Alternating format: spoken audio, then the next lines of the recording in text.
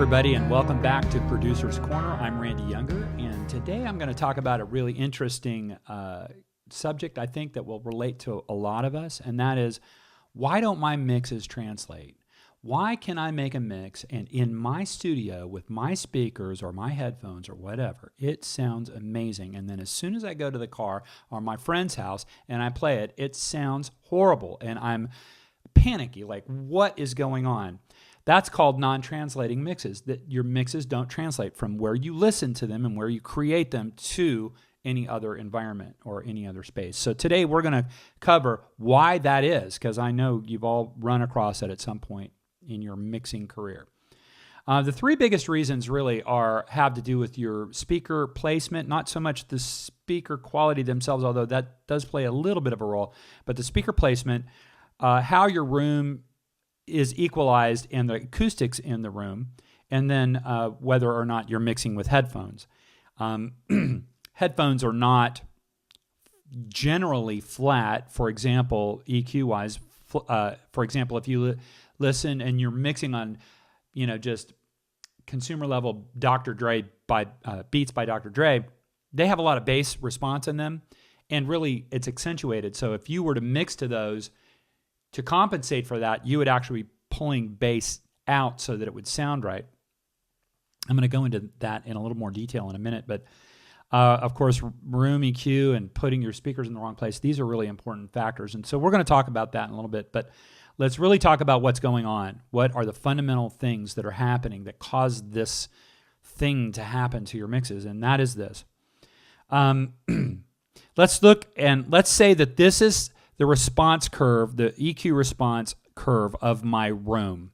And let's say that my room at, say, around 220 hertz has this big peak, okay? And now 220 hertz is where we get a lot of the thump in the kick drum, a lot of the punch on the bass notes, a lot of the punchiness, even on the snare drum, a lot of the bottom punch that comes from the snare drum.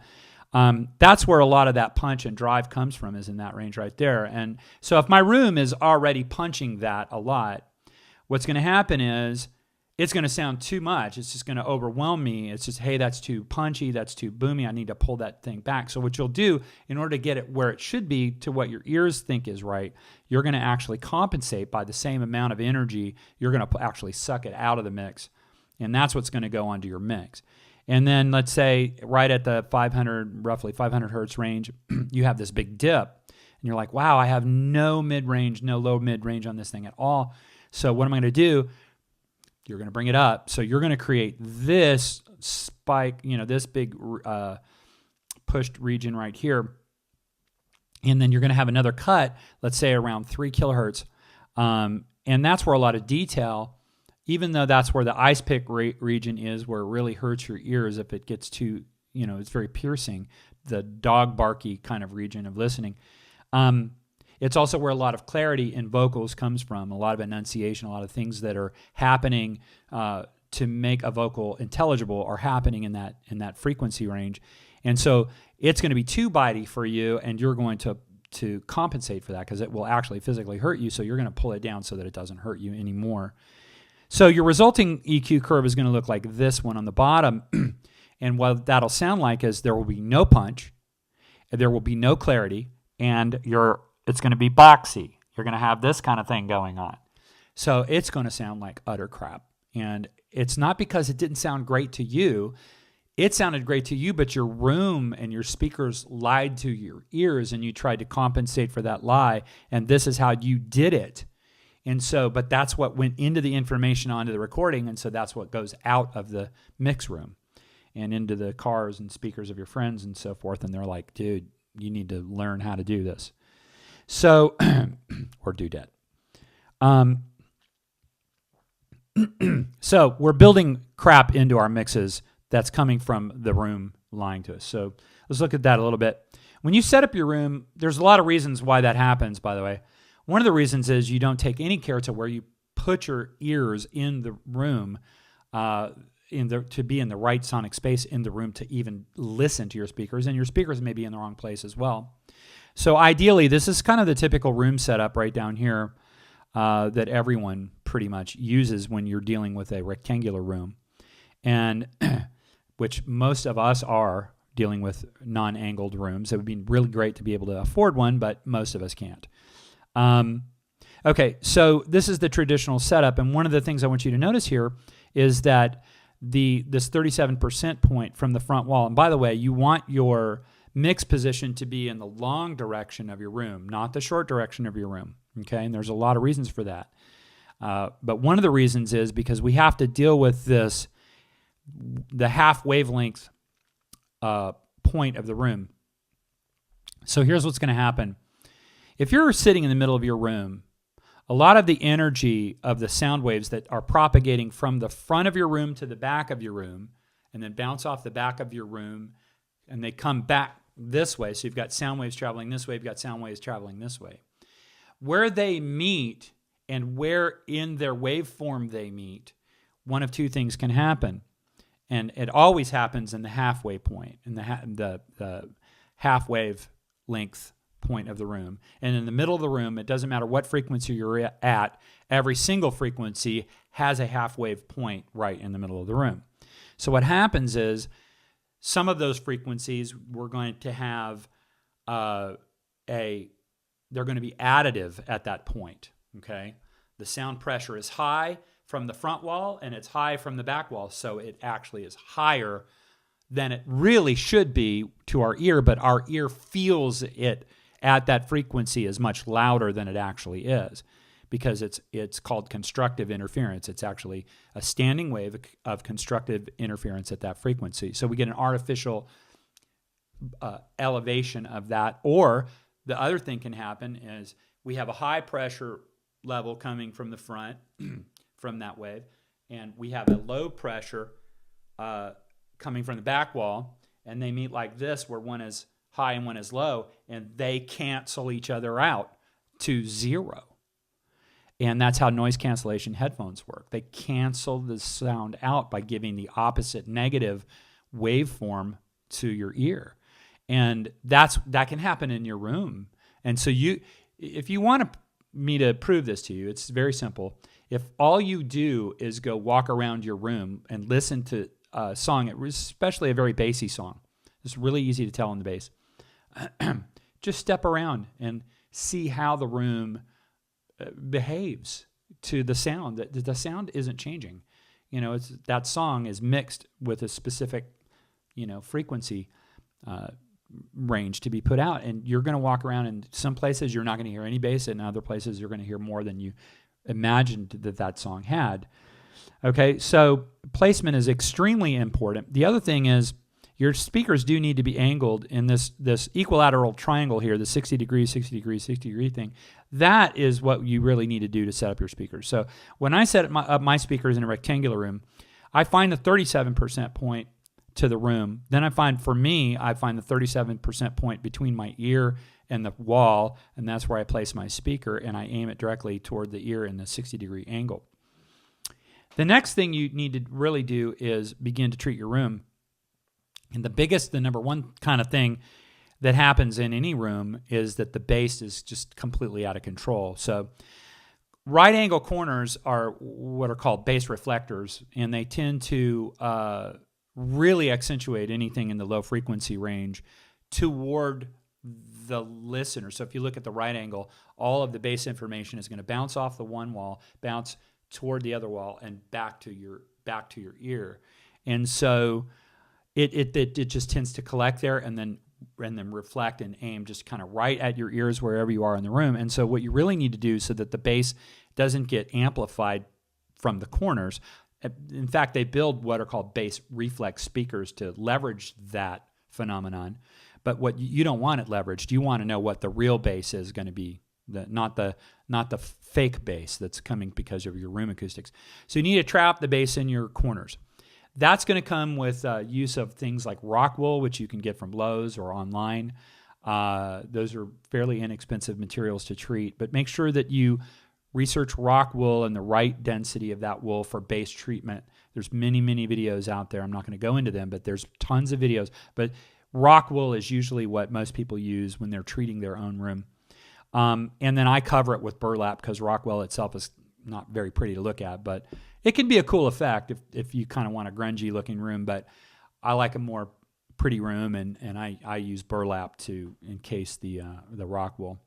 And then optional, and then side panels are really good, especially where the speaker is aiming at the wall, right at the point where the speaker would draw a laser beam from the speaker angle to the wall. Put treatment definitely right there, because that's going to be a major reflection point in your room.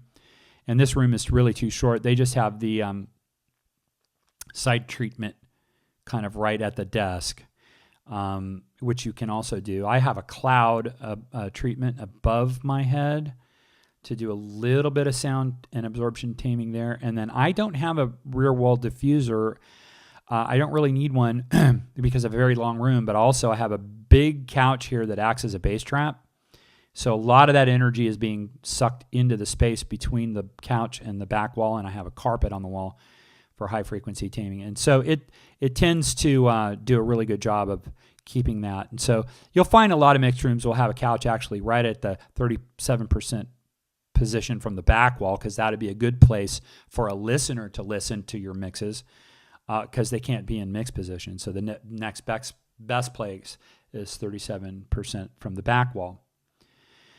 Okay, so bass traps are really important. Any 90-degree angles, so even the floor and the ceiling, if you need to, because you're really having to manage bass problems. Try not to mix in a square room. That's the kind of the very worst. When I say square, I mean exact square. Rectangular rooms are great as long as you go in the long direction. Okay, the next thing is to make sure you get the right tools to fix the problem. They're not that expensive, actually. You can get an analyzing microphone for about $100. You can get Room EQ Wizard, the software, to analyze your room for free online. And then make sure you get the right materials for treating your room, and buy enough of the right materials to make sure you do a good job. Make sure you commit to doing this. Some people use blankets and pillows and whatever they can afford, and that's fine. Some of those don't have the density required to really do a good job. So what it will do is trap a lot of high frequency noise and won't tame your bass at all. So you really need to get the right stuff. Don't overtreat your space. You definitely need to be able to hear natural reverberations, because that's how sound naturally ears. So your ear needs to have a reference point from natural sound reflections in order for you to make sure that your mix is translatable to a room that has natural reflections in it as well. Even cars have reverb inside of them.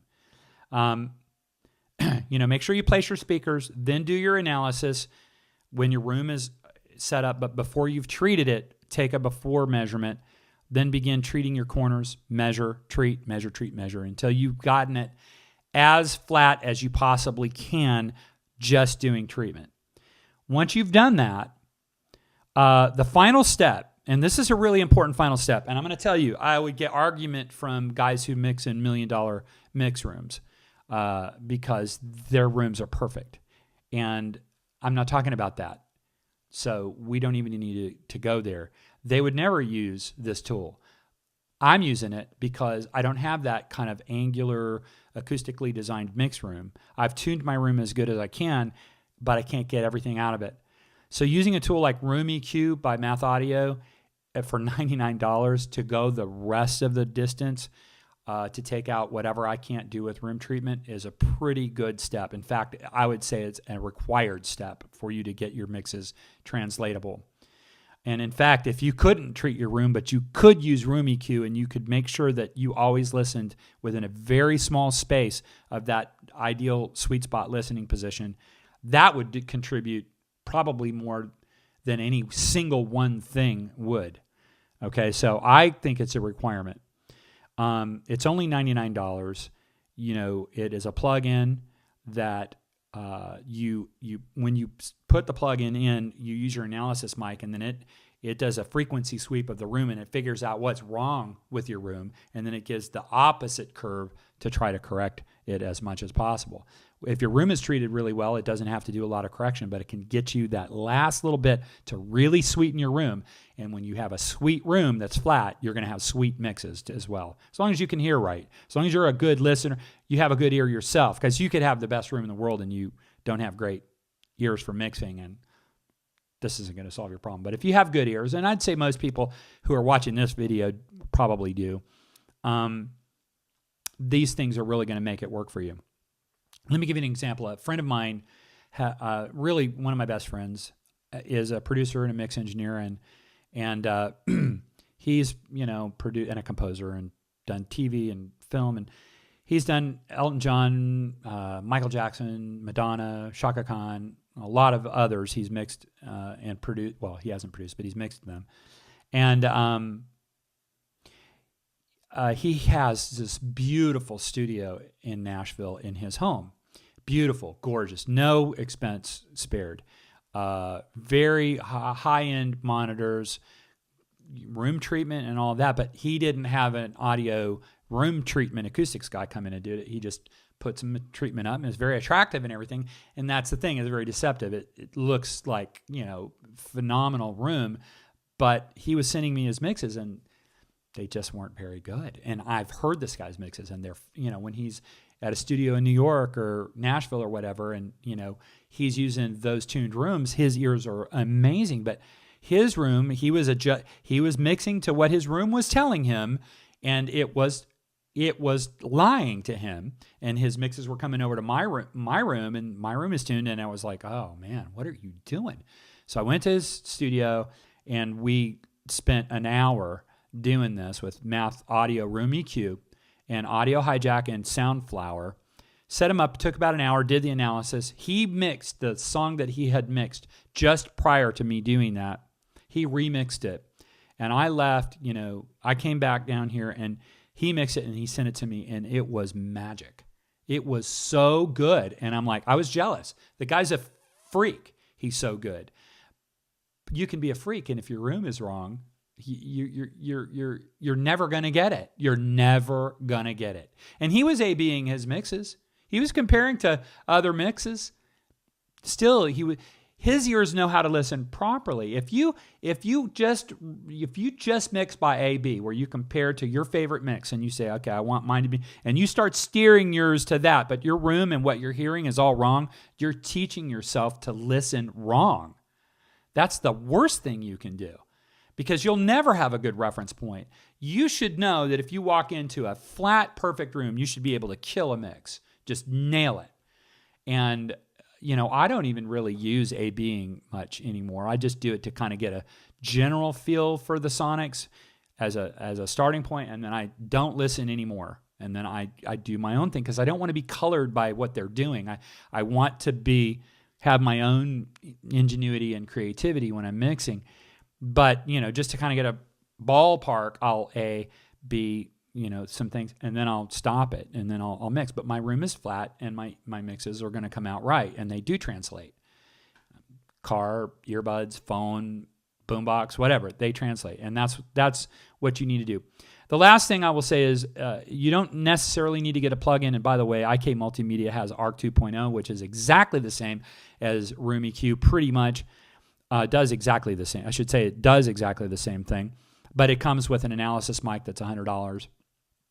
Or you can buy Math Audio Room EQ and then spend $100 on a mic. Either way, they're the same price. And you will need Audio Hijack if you want to make your speakers mixed or EQ'd right for everything, YouTube, iTunes, and everything, because you need to run a plug-in, and you need to use Soundflower to direct it to the plug-in so that everything you hear from that computer goes through Math Audio Room EQ. Alternatively, you can get a hardware EQ, and I have one actually in this room. I'm not in my mix room. I'm in the practice room. There's something going on in the mix room right now, so I can't be in there right now. But I'm in a practice room which has horrible acoustics. But in this room, I use a Ultra Curve Pro by Behringer, which is a multi-band EQ, but it has intelligence with a real-time analyzer, and it also has a automatic pink noise generator and an automatic room EQ compensator. So it will go in and flatten your room for you in just a couple of minutes listening to pink noise. And the good thing about that is if you have a hardware equalizer, a good one in your mix room, you don't have to worry about latency from the plug-in when you're doing mixing. So when I'm tracking, for example, I have to defeat room EQ, Math Audio room EQ, so that what I'm playing is in alignment with what I'm hearing, so that there's no latency between what I'm hearing and what I'm playing. But when I go into mix mode, I turn it on, and everything from there on out is mixed through Math Audio room EQ, so that I'm getting the truth. And so it's just workflow stuff, but you can figure that out. If you have a hardware EQ, you don't need to do that. You can just set it up once and fire and forget, and you get no latency even when you're recording. So that's it. Let's wrap this up by saying the bottom line is, if you have a non-flat EQ, you're never going to get a translatable mix, just unless you stumble into it by pure luck. But it won't be repeatable. You won't really be teaching yourself how to do it. If you have a flat EQ, you will have the best shot at having mixes that'll translate from your listening position to everywhere that you want to play it. And that's your goal. That's what you want. You want everyone that listens to it in their environment to love it equally as much as you do in yours. So it's really important that you do those things. So listen, if this was helpful for you at all, please like this video. Share the video with your friends who are in the music. They're trying to do their own recordings. Subscribe to my channel, because I have a lot more stuff coming out. And look, this is all free. So I'm giving you information that I'm sure I could probably charge for, but I'm not doing it. There's a lot of indie artists out there that don't need to pay just one more person or one more predator, to teach them stuff. I'm fine. I don't need to make money from what I'm doing with you. I need to stay focused on what I'm doing, but I do want to impart what I've learned to you for free. So subscribe to the channel so you can see when new things that might be helpful for you are released. Okay. Thank you, and I want to appreciate you for coming today. Again, this is Randy Younger from Producer's Corner, and I'll see you next time.